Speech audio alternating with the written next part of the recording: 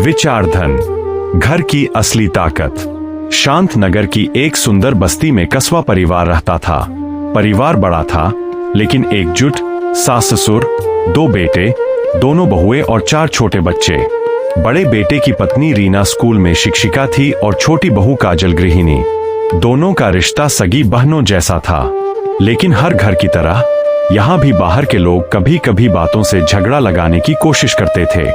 एक दिन कई सालों बाद घर में बुआ सासू आईं, यानी ससुर की बड़ी बहन सुधा बुआ। उम्र हो चली थी लेकिन बोलने की धार वैसी ही चुभने वाली थी। सुबह बुआजी ने देखा रीना जल्दी जल्दी तैयार होकर घर के छोटे मोटे काम कर रही थी।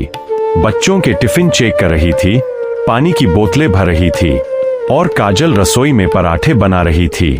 थोड़ी देर बाद रीना रसोई में आई, सबके लिए नाश्ते की प्लेटें लगाई और बोली, माँ, बच्चों के टिफिन टेबल पर रख दिए हैं, मैं निकलती हूँ। काजल बोली, ताई, आपका डिब्बा। ले लिया गबाई, अब तू भी नाश्ता कर, ऐसा प्यार से कहकर रीना ऑफिस चली गई। बुआजी को यह देखकर तंज कसते हुए हंसी आ गई। कुछ देर बाद काजल सास और बुआजी के साथ बैठी तो बुआजी बोली, छोटी बहू, तेरी जेठानी देख कैसे हुक्म चलाती है। सुबह से देख रही हूँ, तू खाना बनाती है और वह सिर्फ परोसती है। सारा काम तू कर और नाम उसका। काजल हंसकर बोली, ऐसा कुछ नहीं है बुआजी, अरे तू भोली है, मैं सब समझती हूँ, बुआजी बोली। तब काजल ने गहरी सांस लेकर बताया, बुआजी, आपको रीना ताई का परोसना दिखा, लेकिन उसने मुझे जबरदस्ती बिठाकर नाश्ता कराया, यह नहीं दिखा। वह न होती तो मैं आज भी भूखी रहती। दीदी हमेशा कहती है, काजल पहले तू खा, नहीं तो ठंडा हो जाएगा। वह सुबह मंदिर की सफाई करती है ताकि माँ को पूजा में परेशानी न हो। ऑफिस जाते वक्त बच्चों की कॉपियां पेंसिल भी चेक करती है और शाम को सब्जी भी ले आती है क्योंकि रात को बाजार बंद हो जाता है। वह मेरी जेठानी नहीं, बड़ी बहन है। मैं थक जाती हूँ तो वह बच्चों की पढ़ाई देखती है। उसे तकलीफ होती है तो मैं उसका ध्यान रखती हूँ। हम एक दूसरे का सहारा है।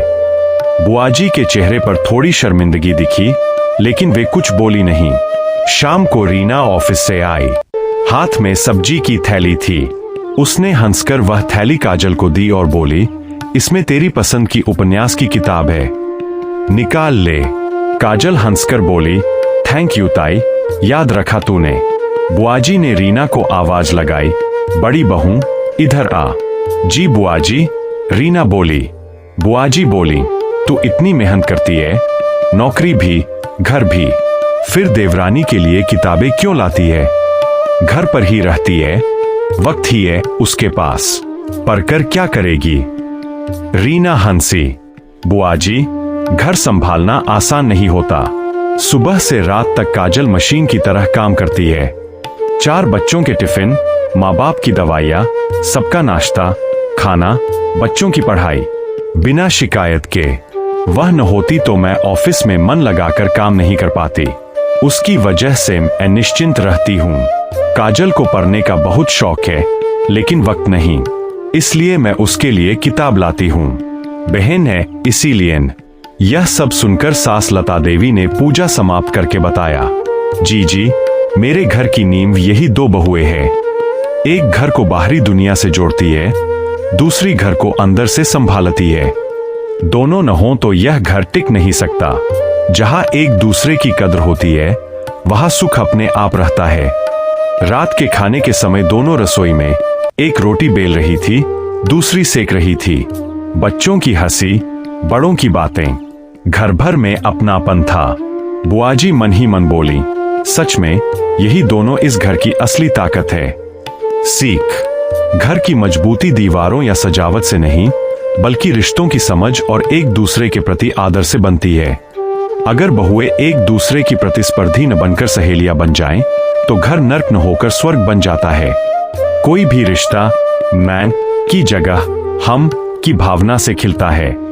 5 शिक्षाएं। घर की असली ताकत प्यार और सहयोग। जहां मैं की जगह हम आता है वहां परिवार मजबूत होता है। हर भूमिका का आदर करें।